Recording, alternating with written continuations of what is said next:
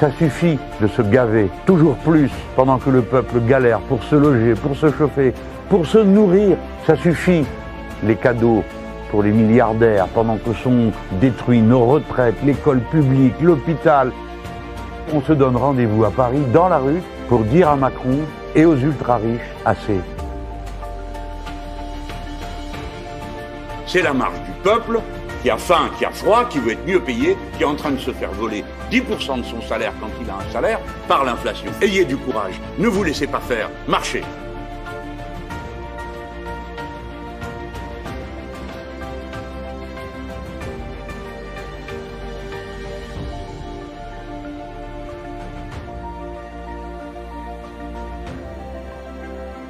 Vous avez répondu à l'appel. Et votre force immense déferle à cet instant où il fallait être au rendez-vous pour obtenir le blocage des prix, l'augmentation des salaires, le rétablissement de l'impôt sur la fortune.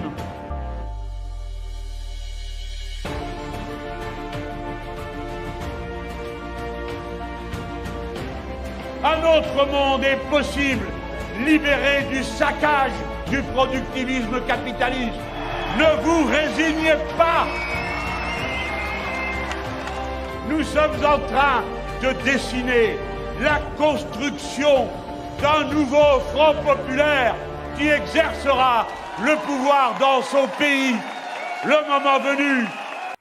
Le moment n'est pas encore venu, mais en tout cas, ce nouveau Twitch le sera. Nous sommes le 20 juillet, jeudi 20 juillet, pour le LFI NUPES Monde. Dans ce nouveau Twitch, nous accueillons un nouvel intervenant. Il nous vient de Guyane. Il est député du groupe Gauche républicaine et démocrate. Il est membre de la Commission des lois constitutionnelles, législation et l'administration générale de la République. J'accueille ce soir avec nous Davy Riemann. Davy, bonsoir. Bonsoir, on prononce à l'anglo-saxonne Davy. Davy, alors c'est super, ça sera Davy pour ce soir. Merci de nous joindre ce soir, en tout cas de se connecter à 19h après une session peut-être parlementaire forte aujourd'hui. Nouveau remaniement, on aura le temps d'en reparler. C'est un plaisir de t'accueillir puisque tu es le premier du groupe GDR, membre de la NUPES, à venir ce soir. Donc j'espère que tu ouvres la voie à d'autres camarades de ton groupe et à d'autres amis ultramarins. J'espère qu'ils seront nombreux pour parler de la situation. Davy, tu occupes la place 595. Tu es un technicien d'exploitation enseignement GDF en Guyane. Tu as gagné au EDF. Ouais. EDF en Guyane. Tu as gagné au second tour pour cette législative-là à 54%. Qu'est-ce que j'ai raté? Comment ça s'est passé? Comment tu es arrivé primo-député du coup? Alors, bon, c'est une histoire qui a commencé depuis l'ancienne législature en fait, du président Macron, donc depuis 2017. Donc en 2017, suite à un mouvement social d'ampleur en Guyane, dont je faisais partie entre guillemets des leaders, je me suis présenté aux législatives face à un candidat de la Macronie.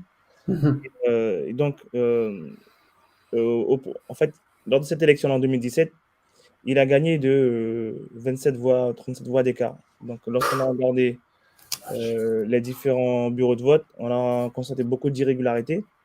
Donc, on en a constaté 12. Donc, on a fait un recours sur cette élection. Et le Conseil constitutionnel a invalidé l'élection dès le premier grief, avant d'arriver aux 12.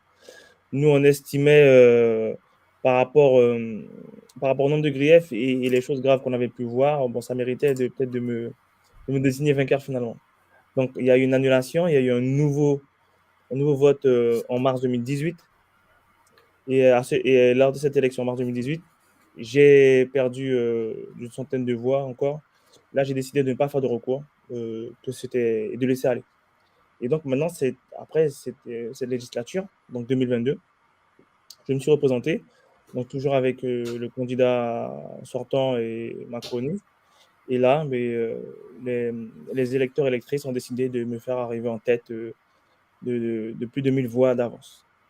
Une sacrée confiance renouvelée, parce que dans cette législative 2022, vous êtes un sacré nombre, GDR, indépendants, NUPES, pas NUPES, mais en tout cas sensibles aux forces progressistes, à être élus. Oui, bah, écoutez, il y a, en tout cas, dans les Outre-mer, il y a, il y a un changement. Tout simplement en 2022, après ce que nos territoires ont subi par rapport à la crise Covid, la maltraitance qu'on a eue de la part de l'État central de Paris par rapport à la gestion de la crise sanitaire, il y a eu un vote tout simplement de rejet à la politique d'Emmanuel Macron. Et c'est bien pour ça qu'au premier tour, Jean-Luc Mélenchon est sorti en tête. Il y a une forme de vote d'adhésion à Jean-Luc Mélenchon par rapport à son programme. Moi, j'ai fait campagne aussi pour lui à l'époque. Et en deuxième tour, il y a eu un vote de rejet. Ce n'est pas un vote d'adhésion à Marine Le Pen, donc il ne faut pas que les gens se trompent. C'est un vote de rejet à Emmanuel Macron. Et ils ont préféré porter leur voix sur Marine Le Pen. Moi, je n'ai pas voté pour Marine Le Pen. Je le dis clairement, j'ai voté blanc au second tour. Ma voix ne pouvait pas se positionner ni pour l'un ni pour l'autre. Et publiquement, j'ai dit que les électeurs électrices en leur âme et conscience voteront tranquillement. Donc voilà comment ça s'est passé, clairement. Premier mandat, je t'ai vu, alors on en a un petit peu discuté juste avant, tu es un défenseur des droits humains et notamment tu t'es engagé en faveur des syndicalistes puisqu'il y a des répressions assez conséquentes. Juste avant que tu réinterviennes, on a eu une période du Covid très très forte et bien méconnue, je dirais même clairement méconnue dans les territoires ultramarins. Est-ce que tu peux nous faire une parenthèse sur cette période Covid et qui ont fait que, avec le programme de la NUPES, ça a peut-être un peu changé les mentalités, non ? Alors, sur la partie Covid, faut bien, nous, avec tout ce qui s'est passé sur nos territoires par rapport à l'État, il y avait une posture de défiance de la population concernant le vaccin qui est sorti très rapidement. Donc, ils ont voulu traiter nos peuples d'anti-vax et autres, alors que tout le monde est vacciné avec les vaccins obligatoires historiques que nous connaissons tous jusqu'à aujourd'hui. Et donc, sur ce vaccin précisément, il y avait un doute. Et le discours du gouvernement qui vacillait, un coup c'est A, un coup c'est B, après on revient à A, finalement ça évolue tout le temps, donc les gens n'y croyaient pas, ils n'adhéraient pas. Et donc, ils ont forcé le trait, tout ça. Et le pire dans la période Covid, il y a eu deux moments très importants, que nous qualifions de maltraitance. Le premier, c'est lorsqu'il y a eu le fameux variant bêta, dit variant brésilien. Il y a eu une espèce de mise en œuvre abjecte concernant nos territoires. Je prends le cas de la Guyane, par exemple, pour celui que je connais le mieux.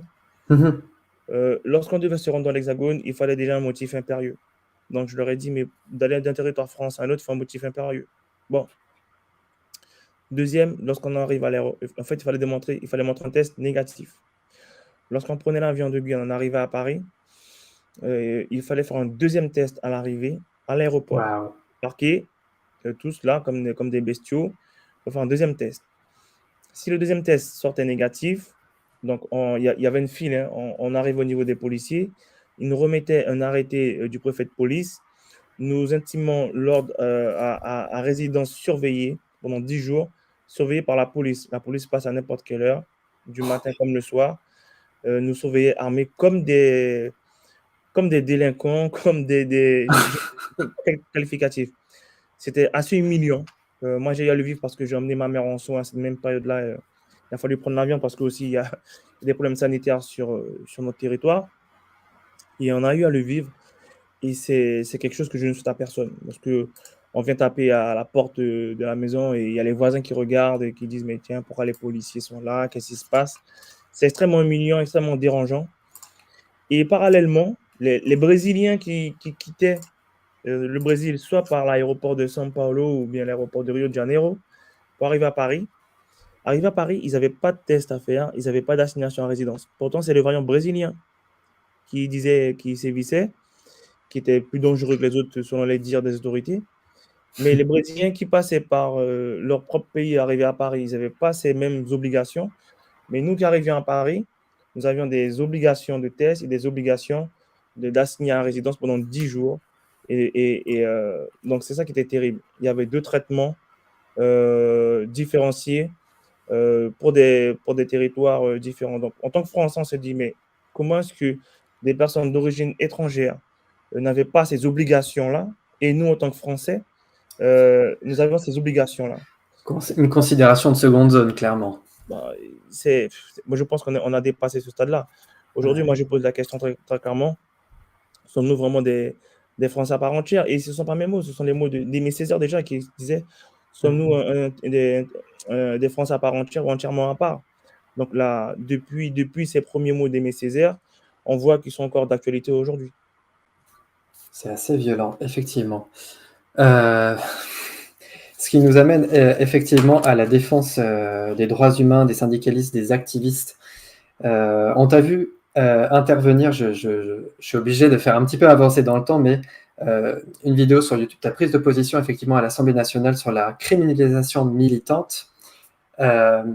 J'ai envie de donner cet exemple un peu poignant de l'opération Wambushu, donc l'opération Wambushu, qui est une opération contre l'immigration clandestine selon le gouvernement, qui emploie pas moins d'une quinzaine de brigades de police, les CRS, l'équipe régionale d'intervention de la sécurité, les forces aériennes, police et frontières, etc., etc. Est-ce que il y a, est-ce que le gouvernement utilise des forces spéciales les forces spéciales dans les territoires ultramarins? Et est-ce qu'il y a une spécificité que tu dénonces, en fait? C'est ça que j'ai un peu ressenti dans ce que tu essayes de dire. Mais vous savez, ça fait partie de notre histoire, malheureusement. Et je vais rappeler quelques faits qui sont importants. Je suis issu d'un peuple qui a été déporté, qui a été mis en esclavage. Ça fait partie de mon histoire et moi, je la porte et je la véhicule à ma façon. Donc, je connais mon histoire et c'est pas de me projeter dans l'avenir. Donc, il y a des choses que je n'accepterai jamais en mémoire des miens qui ont lutté pour que moi, je puisse m'exprimer aujourd'hui librement, je vais dire. Et lorsqu'on voit ce que fait l'État à différents moments, dans nos territoires respectifs, à différents moments, il y a eu des exactions des forces de l'ordre très graves. On ne va pas rappeler ce qui s'est passé dans la grotte de Véa en Nouvelle-Calédonie. Aujourd'hui, mon collègue député Jean-Victor Castor, qui était aussi un grand défenseur des droits et leader syndical, suite à des mouvements sociaux en 92 et puis après en 96 en Guyane, a été arrêté, a été déporté par bateau, dans la cale de bateaux militaires de Guyane en Martinique, a été mis en détention pendant des mois à la prison du Cos en Martinique, sans aucune inculpation, et pour finir à être libéré. Vous savez, et après il y a d'autres choses encore, il y a d'autres actions. Et il y a un rapport terrible entre j'ai envie de dire, le ministère de l'Intérieur et nos territoires, où est-ce qu'il y a toujours une volonté de montrer, en donnant le bâton, on va courber les chines. Mais là où ils se trompent, et je l'ai déjà dit à certains ministres, vu notre histoire, vu ce que nous véhiculons, vu ce que les nôtres ont dû faire pour qu'on puisse être debout, nous, ils auront beau brandir le bâton, les menaces, on ne va jamais courber les chines. Si vous ne me respectez pas, je vous ne respecterai pas. Nous sommes ce que nous sommes, nous nous affirmons en tant que tels, et moi, je n'ai aucun souci avec ça. Maintenant, si ça dérange d'autres personnes, c'est leur problème. Et le fait de voir qu'aujourd'hui, le ministère des Outre-mer est sous tutelle du ministère de l'Intérieur, ça doit alerter tout le monde. Exactement, je me profite de faire une parenthèse. C'est vrai que Gérald Darmanin est ministère de l'Intérieur et des Outre-mer. Ça va la liaison, quoi. On la sent un peu grosse. On a bien vu aussi pendant la crise sanitaire, pendant que la Guadeloupe commençait à se mettre en mouvement, à avoir des heurts à différents endroits, parce que les gens voulaient leur liberté, n'étaient pas d'accord avec la politique menée par le gouvernement sur nos territoires. Le gouvernement a envoyé le RAID et le GIGN pour les nôtres. Rien que ça. On a vu les vidéos qui étaient qui étaient violentes, ultra violentes. Mais vous savez, et je leur ai dit à plusieurs reprises, ils sont sur un chemin, sur une pente extrêmement glissante. Il y a déjà un fossé béant qui sépare nos territoires avec l'Hexagone, avec Paris. Ils sont en train de continuer à creuser ce fossé-là. Et je leur dis de faire attention parce qu'il va arriver un moment où est-ce qu'il y aura un point de non-retour. Et ils ne pourront pas dire qu'ils ne savaient pas. Et ils ne pourront pas dire que c'est de leur faute. Parce qu'à force de penser, à force de croire, ou à force d'essayer de faire croire que c'est en ayant une posture rigide, ferme, sur des territoires où est-ce que la pauvreté est en expansion, où est-ce que la misère sociale est quasiment à tous les coins de rue, où est-ce que tous les mauvais chiffres de la France sont sur nos territoires, c'est qu'ils n'ont toujours rien compris à ce que sont les territoires d'outre-mer aujourd'hui. Et c'est très ressenti. J'ai un témoignage question d'une sympathisante qui s'appelle Aurélie, qui vit à Lyon. Je le lis. J'espère que vous allez bien, monsieur Davy. J'étais en Guyane ces derniers temps. Comme les questions écologiques m'intéressent, j'ai rencontré des opposants à la construction de la centrale biomasse de lac de Petit-Saut. Le projet est porté par le groupe Voltalia et sa filiale Triton. Il s'avère que l'objectif est de couper l'ensemble du bois mort du lac, 5 millions de mètres carrés. Le gros problème, c'est que ce bois est essentiel à la biodiversité du lac. Il abrite des espèces végétales, animales, cerfs, plancton, etc. C'est également du fait de la spécificité du lac, qui est touristique et qui vivent des guides de Guyane. La filiale ne souhaite aucunement les négociations portées par ces guides, à savoir délimiter des espaces coupes pour Triton et préserver un espace pour le tourisme. Peu de documents concernant cette centrale publique. Un recours a été déposé au préfet accompagné par des avocats de Mediapart. Je souhaiterais savoir quelle est votre position, monsieur Riemann, et pourquoi. Merci d'avance. Est-ce que vous avez un peu connaissance Oui, je connais un peu le dossier. Je ne connais pas en détail, mais je connais un peu le Ouais, dossier. Donc, mais dans si la tu peux question, donner en fait, tes éclairages. elle a résumé un peu le positionnement. Parce que lorsque nous parlons avec les différents experts, effectivement, il faut savoir que pour la mise en place du barrage de Petit Saut, donc dans les années 94, c'était la mise en eau, il a été décidé de noyer des kilomètres, des centaines de kilomètres carrés de végétation. D'accord? Wow. Aujourd'hui, est-ce qu'un tel choix serait pris? Je ne pense pas. Bon, il a fallu le faire, ça a été fait, malheureusement. Certains diront malheureusement, d'autres diront heureusement. Donc, pendant 20 ans, le lac de Petit Saut a dégagé du méthane par rapport à la décomposition végétale. Sauf qu'aujourd'hui, effectivement, il y a un certain nombre d'arbres qui sont restés debout. On appelle ce qu'on appelle, c'est du bois noble chez nous. Donc, c'est du bois qui est extrêmement résistant. On peut faire beaucoup de choses avec ce bois-là. Et ce n'est pas anodin qu'une entreprise vienne dire, ben, écoutez, on veut venir couper le bois pour faire ce qu'il y a à faire. Et donc, lorsqu'on parle avec les différents intervenants sur le lac de Petit-Saut, oui, ils vous disent qu'entre-temps, effectivement, une nouvelle forme de vie, de faune s'est développée autour de ces arbres qui sont immergés, une vie aquatique. La nature a repris vie, a repris, j'ai envie de dire, un autre cycle au travers de ces bois émergés. Sauf que maintenant, on va les enlever. Donc, on dit, mais ça n'a pas de sens. On va dépenser des millions d'euros sur un projet pour aller couper du bois émergé, les ramener sur bord de terre, faire une espèce d'épluchure, parce que bien sûr, comme c'est du bois noble, on va l'utiliser à des fins économiques. Et en fait, c'est l'épluchure qui va être prise, qui va être brûlée pour faire... moi non plus, je trouvais cela, excusez-moi, un petit peu absurde. Il y a un lac, Ouais. la nature a repris vie, il y a un cycle qui s'est mis en route. Bon, moi, j'étais clairement opposé. Mais il a fallu 20 ans, du coup, que 20 ans, 30 ans que la nature reprenne ses droits et que la biodiversité se ressource, non? Ah ouais, non, mais il faut bien comprendre une chose. Une fois que ça a été noyé, effectivement, vous avez la perte de milliers d'espèces Ouais. à ce moment-là. Mais néanmoins, la nature nous démontre, malgré nos erreurs, là, bon, on va dire, certains diront que c'est juste de l'eau qui a noyé une surface. Mais malgré tout, Et la pas vie a que... repris. La vie a repris, une nouvelle faune s'est développée, flore, tout ça autour de ce lac-là. Et là, maintenant, c'est bois émergé qui a un rôle aussi sous-marin parce que certaines espèces viennent dans les troncs sous de l'eau, nichent, font un certain nombre de choses.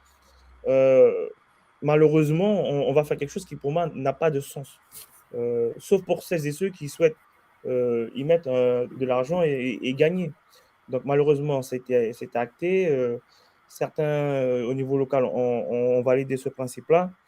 Pour nous, il n'y avait aucune plus-value à aller faire ce truc-là à cet endroit-là. Donc, moi, par rapport à toutes ces choses-là, moi, j'étais bien sûr contre ce projet. Mais malheureusement, ben, ce n'est pas à notre main, ce n'est pas nous qui décidons. Et c'est ça notre réalité, malheureusement. Mais peut-être qu'avec le groupe NUPES-GDR, vous allez pouvoir impulser peut-être d'autres initiatives en meilleure correspondance avec la Guyane. Enfin, je ne sais pas Alors, après quelles sont les alors possibilités.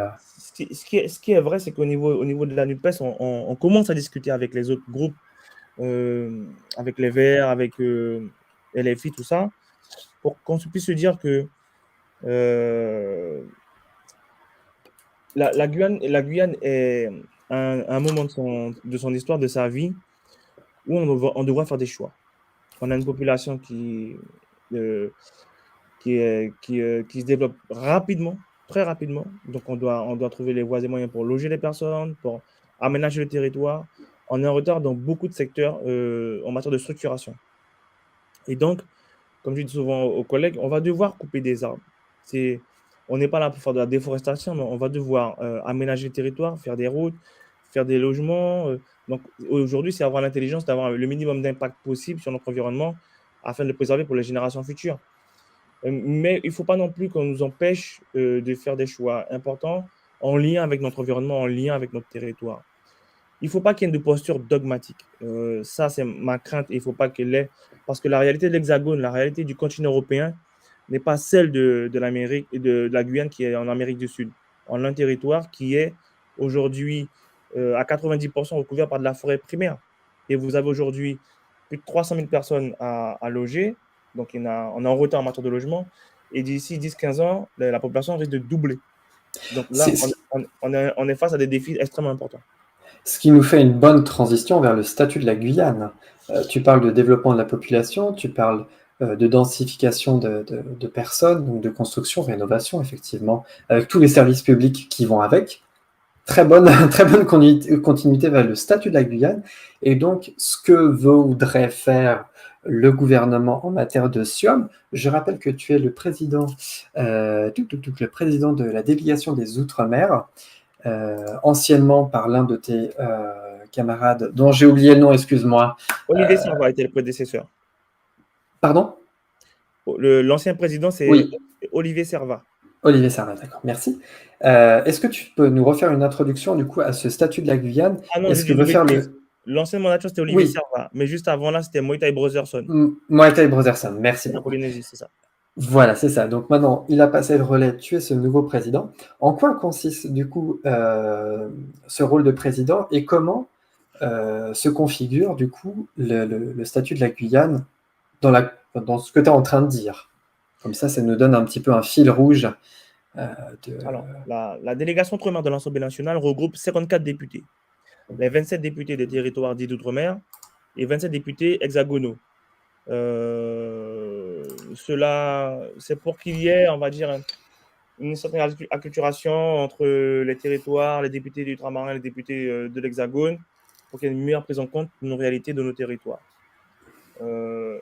Ensuite, moi, mon rôle en tant que président, c'est d'animer la délégation, de la faire fonctionner, les missions, les rencontres, les auditions, pour prôner et porter les réalités des territoires afin que les bonnes décisions soient prises tant au niveau de l'exécutif, tant au niveau du Parlement. Bon, ça, c'est le rôle, c'est ce qui est écrit sur le document. En réalité, c'est extrêmement compliqué parce que on voit bien comment le Parlement fonctionne. On a une majorité de parlementaires qui est aux ordres de l'exécutif, très clairement. Ouais. Vous pouvez venir avec les meilleures idées du monde. On le voit, si l'exécutif a dit non, mais la majorité au niveau du Parlement va voter non. D'accord ? Et après, on est dans une espèce de course à l'échalote au moment où on parle sur différents sujets. Mais bon, après, ça, c'est autre chose. Et donc, après, le statut de la Guyane en lui-même. Donc, ça fait partie des discussions en matière d'évolution institutionnelle et autres. Nous sommes dans une démarche de dire qu'on veut plus d'autonomie parce qu'en fait, le système tel qu'il est appliqué sur nos territoires, il est mortifère. Je donne un exemple, un chiffre, parce que pour moi, ce chiffre-là, il est éloquent. En 2017, la Guyane avait 30% de sa population qui vivait sous le seuil de pauvreté. Donc, il faut savoir que le seuil de pauvreté dans l'Hexagone, il est à 1100 euros, allez, 1053 euros. Et le seuil de pauvreté en Guyane, ils ont descendu à 600 euros. Waouh! Parce qu'ils savent très bien pourquoi ils le font. Parce que s'ils le mettaient à 1000 euros comme dans l'Hexagone, le chiffre qui est aujourd'hui, c'est de 2017, donc 30%. En 2023, on avait pas entre 54 et 56% de la population qui vit sous le seuil de pauvreté. Ça veut dire que si vous ramenez ce chiffre-là, pas à 600 euros, mais à 1000 euros, on dépasserait les 70%. Donc, j'ai envie de dire des fois, si vous prenez ce chiffre-là, il est caduque, et que vous l'appliquez à l'échelle du territoire national de l'Hexagone, il y aurait le branle-bas de combat, réunion d'urgence, tous les ministres réunis, il faut trouver une solution. Mais nous, ça perdure sur nos territoires. L'exceptionnel est devenu normal. Et lorsqu'on dit au gouvernement, mais écoutez, vous n'y êtes pas, ça fait des décennies qu'on vous répète la même chose. et que là, on est en train de voir une paupérisation de la population de façon accélérée. On est sur une économie à 90% qui est portée par la commande publique. On a un État qui possède 90% du foncier de la Guyane. Il y a une espèce de cloche qui est mise sur le territoire et ça empêche le développement, tant de façon endogène et même avec nos pays voisins. Et donc, nous, on part d'une posture pragmatique. Soit l'État ne veut pas, soit l'État ne peut pas. Mais concrètement, moi, je ne suis pas sur ne peut pas, je suis sur non-volonté. Sur la question du vouloir et du pouvoir que tu as évoqué lors de ton Voilà. intervention, effectivement, à l'Assemblée nationale, je préfère le rappeler. Et à partir du moment où l'État ne veut pas, mais qu'ils nous le disent très clairement. Et nous, on va se débrouiller. Je vous jure qu'on va se débrouiller. Souvent, j'aime bien faire l'exemple. On dit que nous sommes de la même famille, nous sommes français. Je rappelle que la Guyane est un territoire français administrativement parlant depuis le XVIIe siècle. Moi, aujourd'hui, en tant que député de la nation française, je suis encore à me poser des questions sur le fait d'être français et comment on est perçu quand je viens dans l'Hexagone et quand je suis dans mon territoire. Il y a un tel delta de différence qu'on se dit, il y a un truc qui ne va pas quelque part. Bon. Et donc, si l'État ne veut pas, mais qu'il nous dise clairement. Et vous verrez bien qu'on arrêtera de venir les embêter ici et on va se débrouiller. Et je peux vous dire que le territoire de la Guyane est le territoire français qui a quasiment tout sur son sol et son sous-sol par le développement endogène de son territoire. Tout. En matière de biodiversité, en matière de richesse de son sous-sol.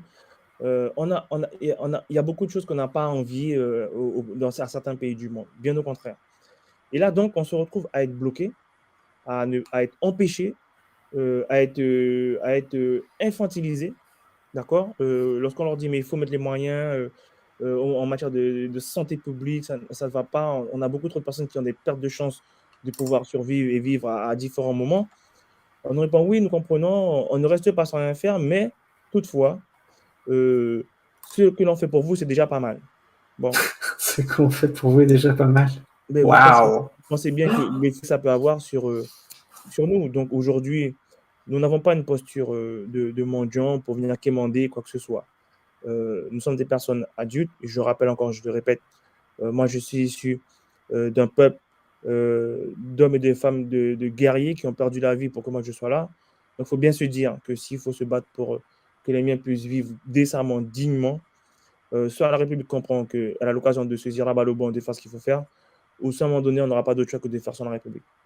Et lorsque Mme Borne dit que les Outre-mer sont une chance pour la France, si on inverse la question... Chiche, si c'est une chance, mais... ouais. Non, mais vraiment, quoi, allez-y, le gouvernement. Non, mais justement, mais en fait, dans ces propos, la posture est claire. Les Outre-mer sont une chance pour la France, parce qu'effectivement, les Outre-mer apportent à la France le deuxième rang mondial en matière de zone économique exclusive maritime. Donc, on parle de géostratégie, de géopolitique. Donc, nous sommes une plus-value pour eux, pour l'État à ce niveau-là. Mais nous, la plus-value, elle est où finalement? On a un territoire extrêmement riche, on ne peut rien faire.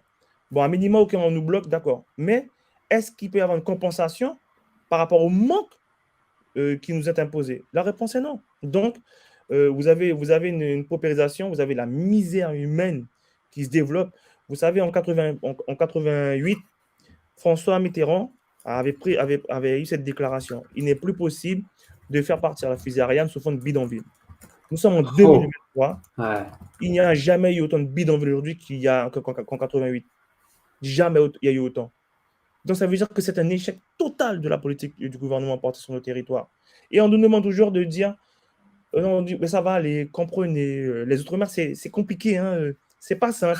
Il y a une fainéantise intellectuelle dans les différentes administrations, il y a une non-volonté de faire les choses.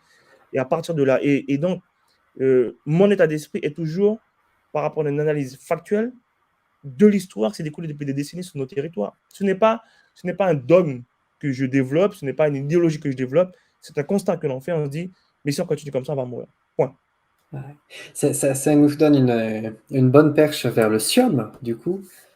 Comité interministériel Outre-mer, je pense que tu veux en dire quelques mots, puisque tu es intervenu. Où nous en sommes? Une urgence non urgente? Point d'interrogation, communiqué de presse d'Elisabeth Borne. Qu'est-ce qui se passe? Rien. Mais c'est bien ce que je dis, c'est à l'image de... Surtout que dans ce qui est annoncé, il y a certaines choses qui sont annoncées, mais le timing, la méthodologie, on ne sait pas trop. Il y aura un volet législatif, mais on ne sait pas trop. Ça reste totalement un peu scabreux. On essaie plus ou moins de calmer, de tempérer, vous dire, on vous lâche quelque chose par-ci, quelque chose par-là. Mais dans le fond, les choses essentielles, on n'y est pas. On n'y est pas. Le Les comptes n'y gouvernement sont n'est pas au pas. rendez-vous. Et donc, le fameux SIOM, qui pour moi a accouché d'une souris, très clairement. Ouais. Et donc, mais après, en ce qui me concerne personnellement, il n'y a pas de déception parce que vous êtes déçu quand vous attendez à quelque chose de particulier. Moi, comme je m'attendais à pas grand-chose, moi, je disais toujours, écoutez, on attend de voir, on verra ce qui va sortir. Il faut savoir que le SIOM est en réponse à l'appel de Fort-de-France porté par les exécutifs de nos territoires respectifs. Les parlementaires que nous sommes n'ont pas été impliqués dans cela dès le départ. Non, c'est sûr, ouais. On a été intégrés par la fin parce qu'on a commencé à jouer des coudes et à faire savoir qu'il y avait un problème dans leur méthodologie parce qu'on était totalement écartés. On a apporté des éléments dans la réflexion, dans les propositions. On a demandé à voir Elisabeth Borne qui nous a donné une fin de non-recevoir, donc un certain mépris de la part de la Première ministre. Donc j'ai envie de dire, dont acte. Et je le répète encore une fois, si nous sommes un problème pour l'État, pour ce gouvernement-là, si il n'y arrive pas, qu'ils nous laissent faire. Il ne faut pas que les Françaises et les Français pensent que nous sommes accrochés. Certains font croire, oui, heureusement qu'il y a les minima sociaux, heureusement que nous sommes là pour vous aider. Non, Oui, c'est pas ça qu'on dit, effectivement. non, C'est pas ça qu'on au dit. contraire. Si on a un problème, pas de souci. Hein, hop, on fait demi-tour et on reste chez nous. Je vous jure qu'on saura faire. Hein. Et parce qu'avant tout ça, il y a des gens qui savaient faire, en fait. Ils faisaient déjà. Souvent, j'aime bien faire cette comparaison. La Guyane, comme les trois autres départements ultramarins, donc Guyane, Martinique, Guadeloupe, Réunion, avant 1946, on était des colonies françaises. D'accord? Et à cette période-là, nous étions autosuffisants en alimentation, on avait une balance commerciale excédentaire et donc on faisait de l'exportation. Rotation, effectivement, oui, je l'ai noté ça. On faisait 90% d'exportation de denrées et 10% d'importation. Aujourd'hui, tout s'est inversé. Après, à partir de 1946, où est-ce qu'ils ont voté la loi de la départementalisation, mais qui, à l'initiale, s'appelait la loi d'assimilation. Mais comme le nom ne plaisait pas trop, voilà, ils ont appelé cela la loi de départementalisation. Et donc, à partir de 1946, toutes les choses se sont inversées. Et on se rend compte aujourd'hui avoir une balance commerciale déficitaire où on importe 90% de nos denrées et on exporte à peine 10% encore, je suis gentil. Donc, on voit bien que c'est un système qui s'est mis en place qui nous a amené à être dépendants de l'Hexagone et de l'Europe pour subsister, clairement pour subsister. Et donc, ça veut dire qu'on était dans une logique de tenir étrangler tout le monde et que ça ne bouge pas. Parce qu'à partir du moment donné où est-ce que vous êtes autosuffisant alimentairement, vous avez beaucoup de problèmes primaires, j'ai envie de dire ça comme ça. Quand vous avez la capacité à nourrir votre population, vous avez fait 90% du chemin. Ouais, effectivement. Je suis obligé de continuer à avancer dans ce Twitch parce que le temps passe vite et tu parles de monstres choses hyper importantes que le public n'a pas forcément connaissance. Et encore en Guyane, peu importe, du Suriname et Brésil et Martinique et Guadeloupe ont un veto interdiction. C'est juste, Aurélie. Je voulais réagir, il y a encore deux choses que je voulais réagir. Les 100 jours du gouvernement sur lesquels tu as dû suivre au niveau de l'Assemblée nationale, on en parlait en off. La proposition, les évolutions des chantiers bâtir un nouveau progrès, refonder nos services publics et notamment dans les territoires ultramarins. Effectivement, ça a accouché même pas d'une souris, mais d'une lentille. La proposition est la suivante, améliorer rapidement la qualité et de la régularité des services publics pour les citoyens ultramarins, notamment envers l'accès à l'eau, logement et transport en commun. Ça se passe de commentaires, non? Oui, moi aussi, on peut partir tous sur des envolées lyriques et se faire plaisir. Hein, bon. Pas de date. Voilà. Pas de budget. Il n'y a pas de chiffrage, il n'y a pas de date, il n'y a pas de méthodologie, on ne sait pas comment on va faire. Donc, on est sur des éléments de langage qu'ils maîtrisent très bien. On est dans de la com pure et dure, qui n'a aucun fondement, aucune consistance et sur lesquels on ne peut pas se raccrocher. Donc, automatiquement, ça nous glisse dessus. Il faut qu'ils comprennent qu'on commence à rentrer dans une certaine indifférence par rapport à leurs déclarations. Ouais. Et comment on sait que c'est juste de faire de la communication en jeu du pipeau, essayer de faire croire ou comprendre. Souvent, j'aime bien cette expression-là et je la reprends des fois dans des communiqués. Mais vous savez, vous aurez beau faire d'ardents vivants devant des aveugles, ça ne va pas être bon. Il y avait celui-ci, et on va parler maintenant un petit peu d'actualité. Tu te doutes, aujourd'hui, le gouvernement a changé. Remaniement au ministère des Outre-mer. Les Outre-mer demeurent entièrement à part de la République. Je nomme, comment il s'appelle, notre nouveau député, je le retrouve dans le comité, Philippe Viguier, au ministère des Outre-mer. C'est un ancien député. Comment ça se passe? Comment ça va se passer? Point d'interrogation. Très mal. Pour quelqu'un qui n'y connaît rien En fait, aux Outre-mer. Au-delà, vous savez, dans l'absolu, les ministres vont et viennent, la personne ne connaît pas. Si la personne est intelligente, elle peut s'adapter rapidement, être à l'écoute, comprendre les choses. Elle aura un temps d'adaptation, mais si elle a vraiment la volonté de faire, elle fera. Bon. Là, c'est le profil de la personne qui pose un problème majeur. Philippe Viguier a eu des moments, des coups d'éclat envers nous, envers nos territoires, envers nos peuples, nos populations à différents moments dans l'hémicycle depuis cette mandature, qui a été blessante, choquant, insultant. Et de là, ce que le gouvernement, en connaissance de cause, nomme un tel profil à l'outre-mer, je pense que ça résume tout ce qu'on dit depuis un moment donné. Il y a un mépris qui est assumé. Mais après, il faut qu'ils sachent bien qu'à force de témoigner du mépris pour des personnes, lorsqu'on va leur envoyer ce même mépris-là, il ne faudra pas qu'ils soient offusqués. Il ne faudra pas qu'ils s'offusquent. Il ne faudra pas qu'ils disent que, comme certains disent, oui, il y a un ensauvagement de la société. Écoutez, les gens sont en réaction. Si vous les maltraitez, à un moment donné, ils vont vous dire, bon, ça suffit, quoi. Je vais vous rentrer dedans. Au-delà de ne pas cautionner les différentes violences, il faut qu'on puisse les comprendre. Et là, ce qu'ils font là, c'est violent. Pour nous, c'est extrêmement violent. Une telle nomination par rapport au profil de la personne. Parce que nous, on a vécu des choses avec Philippe Viguier dans l'hémicycle.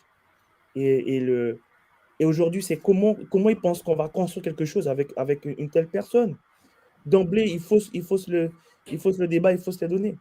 Donc, pour nous, c'est volontaire, c'est calculé de leur part. Ils ont un but derrière leur tête. Bon, on leur laisse avec. Mais il faut qu'ils sachent. Je l'ai dit il n'y a pas très longtemps encore dans mon intervention par rapport à la loi justice. La défiance qu'on peut voir sur le territoire hexagonal, c'est la même défiance qui grandit envers l'État sur nos territoires. Donc, je leur dis attention, la colère gronde, il ne faut pas la laisser éclater. Mais si elle éclate, on ne sait pas comment ça finira, non. effectivement. Ouais, Non. ça peut toujours mal finir. Le temps tourne, on arrive déjà vers la fin de ce Twitch. J'avais envie de parler un petit peu de ta circonscription, la Guyane. Quelles sont vos activités? Qu'est-ce que tu fais? Peux-tu nous décrire un petit peu ton quotidien, tes rapports avec les associations, les syndicats, les partis politiques locaux, et nous dire un petit peu ce qui va se passer dans les mois prochains, parce que ça nous intéresse aussi. Bien sûr. Alors, il faut savoir que moi, ma circonscription, c'est la deuxième de la Guyane. Il y en a deux. Hein. Oui. En tout cas, aujourd'hui, au moment que je vous parle, on a déjà fait la demande et les premiers travaux pour qu'il y ait une troisième circonscription pour les prochaines législatives. Parce que le territoire, il fait à peu près 89 000 km², 8 millions d'hectares. Pas mal. Il y a 22 communes. Moi, dans ma circonscription, j'en ai 14 sur 22 et j'ai 54 000 km² à couvrir. Donc, j'ai de la route à faire. Ben, en un an, j'ai fait 50 000 km de route. J'ai la pirogue à prendre pour aller dans différentes communes qui sont enclavées. J'ai l'avion, j'ai l'hélicoptère pour me déplacer. La rencontre, des fois, c'est compliqué avec la population parce que des fois, il n'y a pas de vol. Il y a des problèmes pour se rendre dans les communes enclavées. Lorsqu'on discute avec nos populations, la vie est extrêmement chère. Je vous donne un exemple. Une bouteille de gaz que vous achèteriez 25 € sur le littoral guyanais, lorsque vous allez dans les communes enclavées, donc il n'y a pas de route d'accès, puisque je parle qu'un territoire français où il n'y a pas de route pour accéder à des communes, il faut le savoir. Vous allez payer la même bouteille de gaz qui avoisinera entre 75 et 100 €. Alors que les personnes vivent avec moins de 600 € par mois. Mais comment voulez-vous que les gens vivent? Les gens sont en mode survie tous les jours. Et on leur dit, lorsqu'on parle de la vie chère sur le territoire d'outre-mer, ce n'est pas un comptatoire, c'est une réalité qui frappe nos concitoyens tous les jours. Je ne parle même pas des billets d'avion. Donc aujourd'hui, en plus, moi, en tant que député, lorsque je vois nos concitoyens, ils partent de leur quotidien. Et je leur dis oui, et là on se gratte la tête parce qu'on dit moi, en tant que parlementaire, bon, j'ai pas forcément la main dessus, c'est quelle loi on peut faire, comment on peut faire bouger les choses, on parle avec les exécutifs. Mais le problème majeur, c'est que dans la 5e République, l'exécutif parle avec l'exécutif. Oui, oui, c'est Les la descente du parlementaires, pouvoir, quoi. voilà. Et donc, les parlementaires, bon, on est là, on est en train de plus ou moins flotter comme un appendice qui est là. Des fois, on l'utilise ou pas, on ne sait pas trop.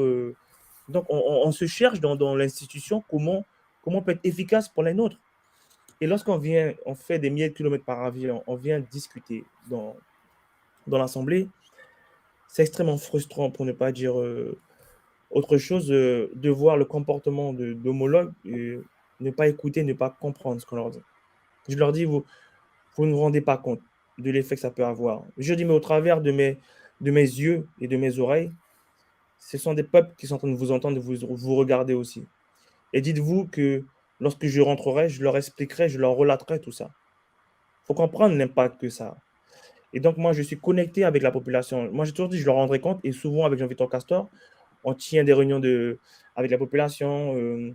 On va vers les gens, on se déplace. Je suis quelqu'un de beaucoup sur le terrain. Pour moi, c'est extrêmement important de rester connecté avec ce que les gens vivent au quotidien. Pour lorsque je vais prendre la parole dans l'hémicycle, je ne sois pas en décalage avec ce qu'ils vivent en général. Et c'est rassurant parce que chaque fois qu'on se déplace, on a un accueil très positif. Nous sommes populaires parce qu'on est connecté à notre population.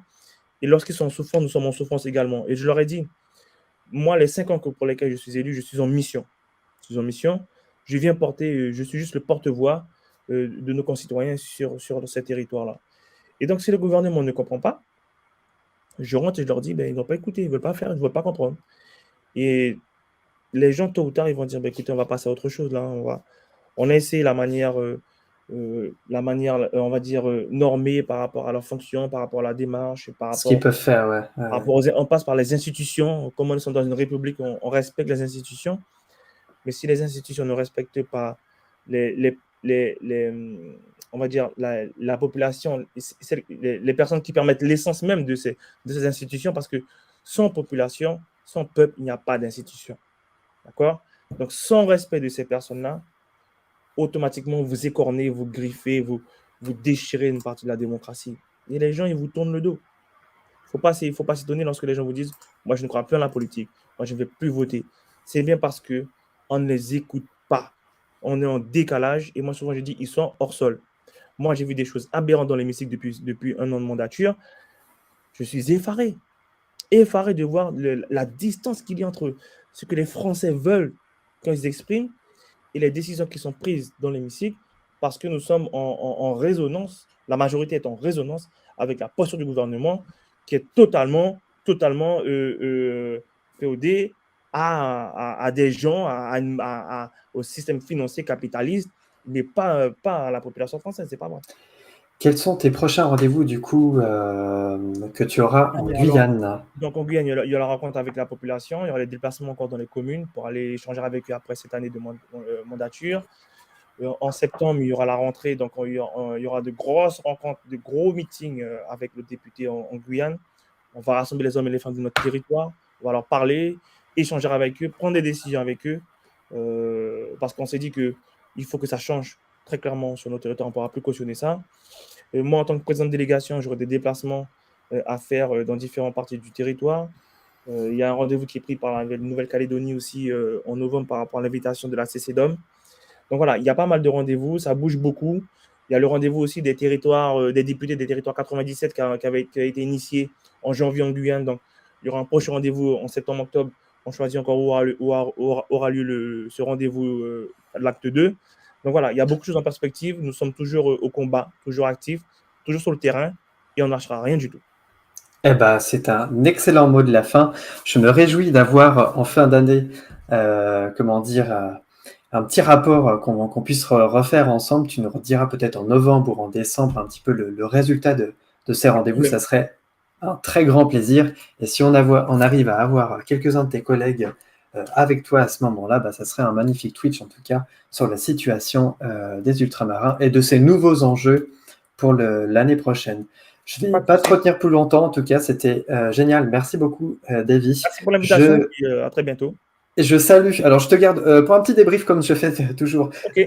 tout de suite après. Je remercie un député, je le rappelle toujours et je le rappellerai à tous les Twitch, c'est souvent une équipe parlementaire derrière lui, on ne les voit jamais. Ils et elles travaillent dans l'ombre. Je remercie Jeanne, je remercie Ovald qui travaille ici sur le territoire ou dans le territoire guyanais. Un député n'est rien sans son équipe parlementaire. Je les remercie beaucoup. Clair et net. Davy, je te garde tout de suite après le spot pour le débrief et je vous souhaite à toutes et tous une bonne soirée, un bon appétit pour celles et ceux qui étaient de l'autre côté du monde ou alors c'est nous qui sommes de l'autre côté du monde, ça dépend où nous sommes. Nous nous revoyons du coup prochain Twitch dimanche prochain, on parlera d'éducation nationale, de ChatGPT avec Léo Walter, le député et les filles. Membre de la NUPES. Davy, je te garde avec le spot. Merci à toutes et à tous, reste en ligne. Bonne soirée à vous et à très bientôt. Abonnez-vous, suivez Davy sur ses réseaux sociaux Facebook, Instagram, pour suivre son activité, qui est Twitter, qui est très très riche. Vraiment, regardez ses interventions, c'est enrichissant. Bonne soirée à vous, à tout de suite Davy, je te remercie.